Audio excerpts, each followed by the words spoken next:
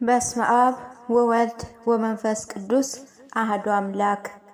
መጽሐፈ የወዲት ምዕራፍ 4 አይሁድ ራሳቸውን ለመከላከል ያደረጉት ዝግጅት። በይሁዳ የሚኖሩ የእስራኤል ልጆች የአሦር ንጉሥ የናቡከደነፆር ቢትወደድ ሆሎፎር በአሕዛብ ያደረገውን ሁሉ አውራጃዎቹንም ሁሉ እንዳጠፋ እርሱም እንዳጠፋቸው ሰሙ። ከመቅረቡም የተነሳ ስለ ኢየሩሳሌምና ስለ አምላካቸው ስለ እግዚአብሔር ቤተ መቅደስ ፈጽመው ፈሩ።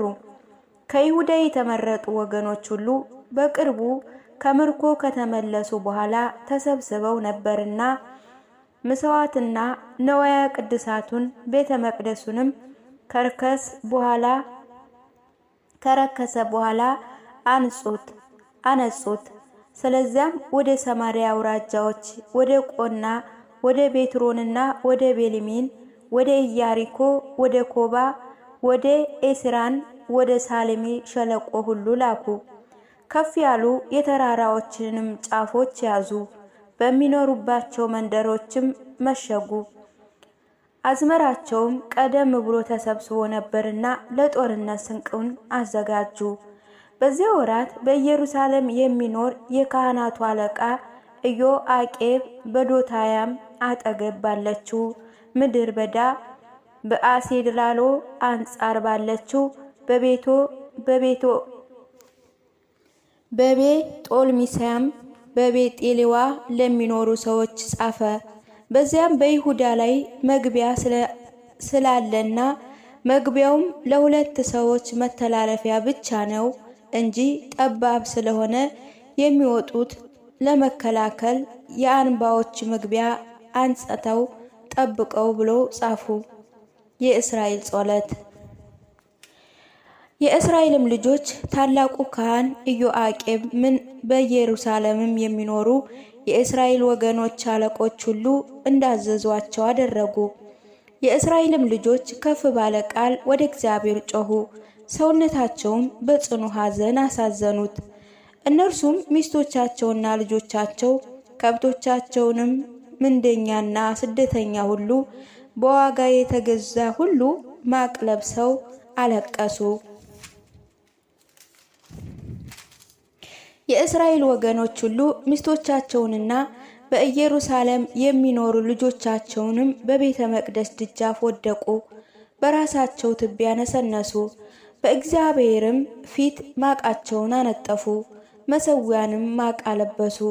ልጆቻቸውን እንዳይነጠቁ ሚስቶቻቸውንም እንዳይማረኩ የርስታቸውንም ከተሞች እንዳያጠፉ መቅደሳቸውም እንዳይረክስ ለአሕዛብ መዘባበቻ እንዳያደርጉት ወደ እስራኤል አምላክ በአንድነት ፈጽመው ጮኹ።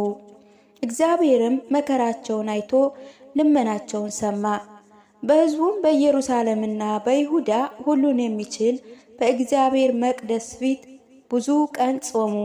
በእግዚአብሔርም ፊት የሚቆሙ ታላላቅ ካህናት ኢዮአቄምና ካህናቱ የእግዚአብሔርንም ሥራ የሚሰሩ ሰዎች በወገባቸው ማቅ ታጠቁ። የዘወትሩን መሥዋዕትም የስዕለቱንና የሕዝቡ በፍቃድ የሚያቀርቡትን መሥዋዕት አገቡ። በራሳቸውም አመድ ነሰነሱ። በፍጹም ኃይላቸው ወደ እግዚአብሔር ጮኹ። የእስራኤልም ወገን በምሕረት ተመለከት አሉ።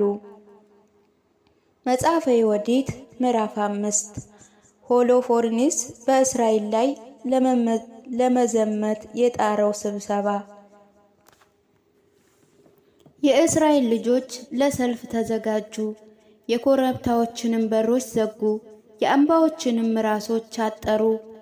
መንገዱንም ጉስጓስ አድርጉ ብለው ለ10 ሰራዊት አለቃ ለሆሎፎርሲ ነገሩት። እርሱም ፈጽሞ ተቆጣ። የሞዓብንም አለቆችና የአሞኑን ሹሞች በባህር ዙሪያ ያሉ ገዢዎችንም ጠራቸው። እንዲህ አላቸው፣ የከነዓን ልጆች ሆይ ንገሩኝ፣ በተራራዎች የሚኖሩ እነዚያ ወገኖቻችሁ ምንድናቸው? ጽናታቸውስ ምን ያህል ነው? በእነርሱስ ላይ የነገሰ ንጉሥ ማን ነው? ወይስ ሹማቸው ወይስ አለቃቸው ማን ነው? በምዕራብ የሚኖሩ ሰው ሁሉ ጋር ይቀበሉኝ ዘንድ እንዴት አልመጡም? የአክዮር ንግግር። የአሞን ልጅ ሹም አክዮርም እንዲህ አለ፣ ከኔ ከባሪያ አንደበት ይህንን ነገር ስማ። ከኔ ከባሪያ አንደበት ሐሰት ነገር አይወጣምና በእነዚያ አንባዎች በአቅራቢያው ስለሚኖሩ ስለ እነዚያ ወገኖች እውነት እነግርሃለሁ። እነዚያ ወገኖች ከከላዳውያን መጡ። በከላዳውያን ሀገር የሚኖሩ የአባታቸውን ጣዖቶች ያመልኩ ዘንድ አልወደዱም። አስቀድሞ በመስጦጵያ ይኖሩ የነበሩ የወገኖቻቸው መንገድ ትተዋልና ላወቁት ከጣዖቶቻቸው ፊት ላወጣቸው ለሰማይ አምላክ ለእግዚአብሔር ሰግደዋልና ወደ መስጲል ሸሽተው በዚያ ብዙ ዘመን ኖሩ። ፈጣሪያቸውም ከተሰደዱበት ሀገር ይወጡና ወደ ከነዓን ይሄዱ ዘንድ አዘዛቸው። በዚያም ብዙ ዘመን ኖሩ። ብርና ወርቅን ብዙ ከብቶችንም ፈጽመው አበዙ።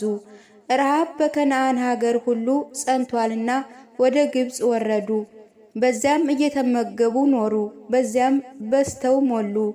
ለወገኖችም ቁጥር አልነበራቸውም። የግብጽ ንጉሥም በጥላትነት ተነሳባቸው። ተተነክሏቸው መከራም አጸናባቸው። ጡብ በማሰራትም ገዛቸው፣ ባሮችም አደረጋቸው። ወደ አምላካቸውም ጮኹ። እርሱም መድኃኒት በሌለው መቅሰፍት የግብጽ ሀገርን ሁሉ አጠፋ። ግብፃውያንም ከፊታቸውን አስወጧቸው። እግዚአብሔርም በፊታቸው የኤርትራን ባህር አደረቃት።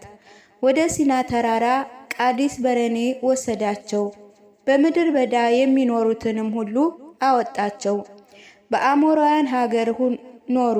የሐሴቦንም ሰዎች ሁሉ በኃይል አጠፋ። የዮርዳኖስንም ተሻግረው ተራራማውን ሀገር ሁሉ ወረሱ። ከናንያውያን በፌሪዛውያን ኢያቡሳውያንም ሴኬምና ጌርጌሳውያን ሁሉ ከፊታቸው አስወጣቸው። በዚያም ብዙ ዘመን ኖሩ። በፈጣሪያቸውን ፊት ባልበደሉ ጊዜ መልካም ነገር ሁሉ ሆነላቸው።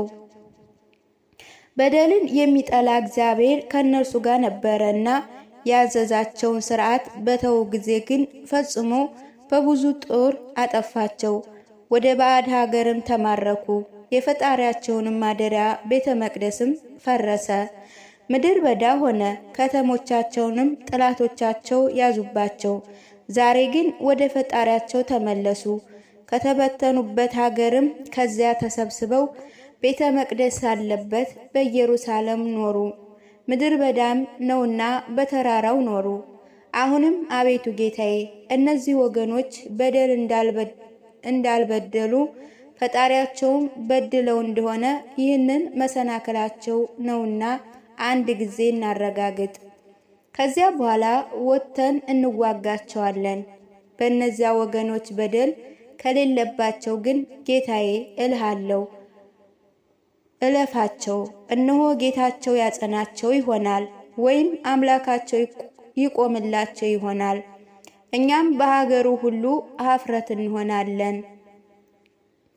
ከዚያም በኋላ አክዮር ይህንን ነገር ተናግሮ በጨረሰ ጊዜ በሰፈሩ ዙሪያ የቆሙ ወገኖች ሁሉ አንጎራጎሩ። የሆሎፎርኒስ ሹሞችም በባህር ዙሪያና በሞዓብ የሚኖሩ ሰዎችን ሁሉ አክዮርን እንግደለው አሉ። ከጽኑ አርበኛ ጋር ይዋጉ ዘንድ ብርታትና ኃይል የሌላቸውን ወገኖች የእስራኤልን ልጆች የምንፈራቸው አይደለም። ስለዚህ ግን ጌታችን ሆሎፎርኒስ ሆይ እንዝመት፣ እነርሱም ለጭፍራዎች ሁሉ ምግብ ይሆናሉ አሉ። መጽሐፈ ዮዲት ምዕራፍ 6 አክዮር ለእስራኤል ተላልፎ መሰጠቱ። ከዚያ በኋላ በሸንጎ ዙሪያ ያሉ እነዚያ ሰዎች ዝም ባሉ ጊዜ የአሰርን ሰራዊት አለቃ ሆሎፎርነስ አኪዮርን በፍልስጤም ወገኖች በሞዓብ ልጆች ሁሉ ፊት እንዲህ አለው፣ አንተ የኤፍሬም ምንደኛ አኪዮር ዛሬ ትንቢት ትናገርልኝ ዘንድ እግዚአብሔር ያጸናቸውን የእስራኤልን ልጆች አትወጋቸው ትል ዘንድ አንተ ማነህ? ያለ ናቡከደጸር እግዚአብሔር ማን ነው? እርሱ ኃያላኑን ልኮ ከገጸ ምድር ፈጽሞ ያጠፋቸዋል፣ አምላካቸውም አያድናቸውም። እኛም የናቡከደጸር ባሮች እንደ አንድ ሰው እናጠፋቸዋለን፣ በእነርሱ እንረግጣቸዋለን። የፈረሶቻችንም ኃይል ሊያቋቁሙ አይችሉም። ተራራዎችም ባድማዎች ይሰክራሉ፣ የልጆቻቸውም ሬሳ ይበዛል። የዓለም ሁሉ ጌታ ንጉሥ ናቡከደጸር አጠፋቸዋለሁ ብሏልና ቃሉ ሐሰት እንዳይሆን ከዚህ ዓለም ፈጽሞ ይጠፋል እንጂ በፊታችን በእግራቸው አይቆሙም።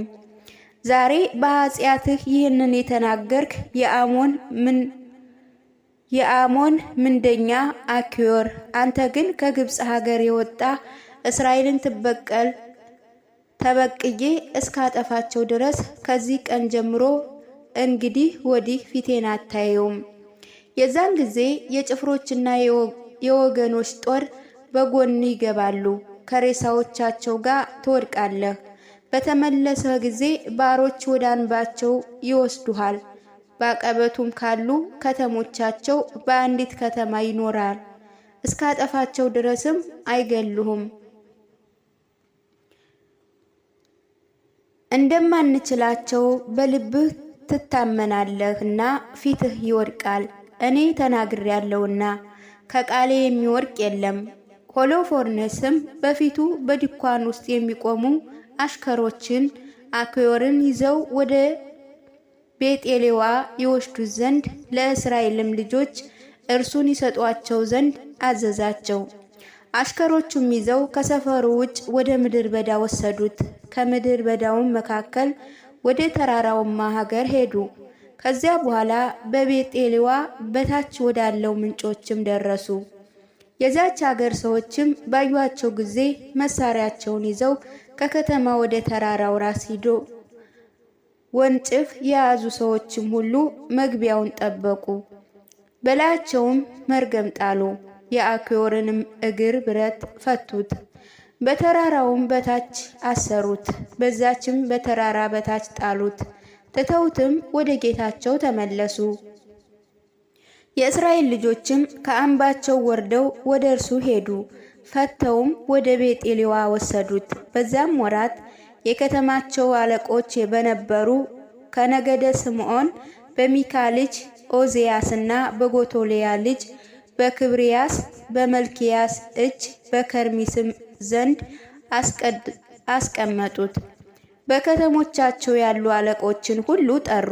ሴቶችና ጎልማሶችንም ሁሉ ሩጠው ወደ ሸንጓቸው ሄዱ። አኪዮርንም በሁለት መካከል አቆሙት። ኦዜያስም የተደረገውን ሁሉ ጠየቀው። እንደ ዶለቱና በ10 ሰራዊት አለቆች መካከል ነገራቸውን ሁሉ እንደተናገሩ ሆሎፎርኔስንም በእስራኤል ወገኖች ላይ በትዕቢት እንደተናገረ መልሶ የሆሎፎርኔስ ነገር ሁሉ ነገራቸው። ሕዝቡ ሁሉ በግንባራቸው ወድቀው ለእግዚአብሔር ሰገዱ፣ እንዲህ እያሉ ጸለዩ። አቤቱ የሰማይ አምላክ ሆይ ትዕቢታቸውን ተመልከት፣ የወገናቸውንም መከራ አይተህ ይቅር በል። በዚህች ቀን ወደ መቅደስህ ተመልከት። አኪዮርንም ደስ አሰኙት፣ ፈጽሞም አከበሩት። ኦዜያስም ከተሰበሰቡበት ወስዶ ወደ ቤቱ አገባው። ለሽማግሌዎችም በዓልን አደረጉ። ይረዳቸው ዘንድ የእስራኤልንም አምላክ በዛች ሌሊት ሁሉ አመኑት።